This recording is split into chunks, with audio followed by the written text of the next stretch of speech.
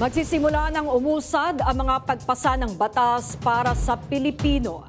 Ito ang paniniwala ng mga mamabata sa pangunguna ni Majority Floor Leader Sandro Marcos matapos na formal na maupo si Senador Sherwin Gatchalian bilang Senate President.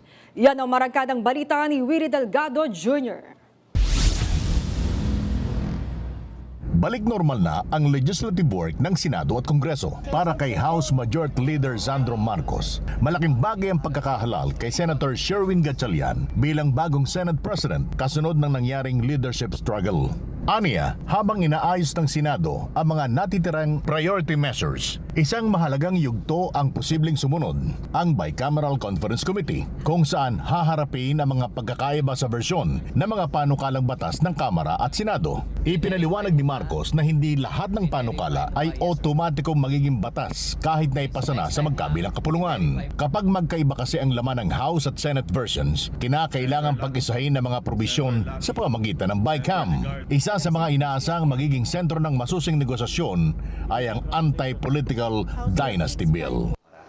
Now, if you look at the numbers of the people that voted for the Anti-Political Dynasty Bill, overwhelming majority. Now, the way it works is you consult the party leaders before the vote. So tatanungin mo sa kanila, ilan ba talaga ang boto ng NDP? Ilan talaga ang boto ng NP? Gaano kalaki ang suporta sa NPC? And it becomes a consultative dialogue between the leadership and the party leaders to check how much support there is for that said bill. I am of the opinion, and nakita naman talaga namin, na should you make that bill stricter and more constrictive, nawawala yung suporta ng lower house.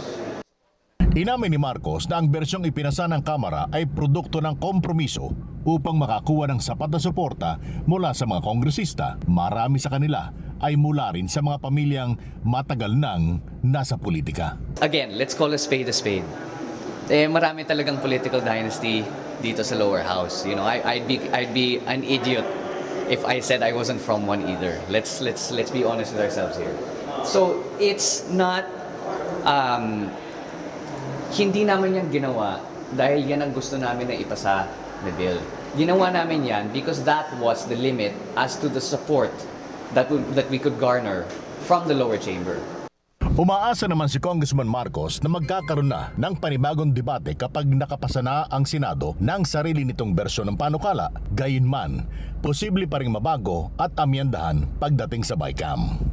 Samantala, tumanggi ang batang Marcos na magkomento sa lakas o hina ng impeachment case laban kay Vice President Sara Duterte. Gayunman, malaki anya ang kanyang tiwala sa kakayahan ng House Prosecution Panel at Impeachment Court na makapaglalatag ng patas na hatol sa nasabing kaso. Ako si Willie Delgado Jr. ng PRTV News, nagseserbisyo para sa Pilipino.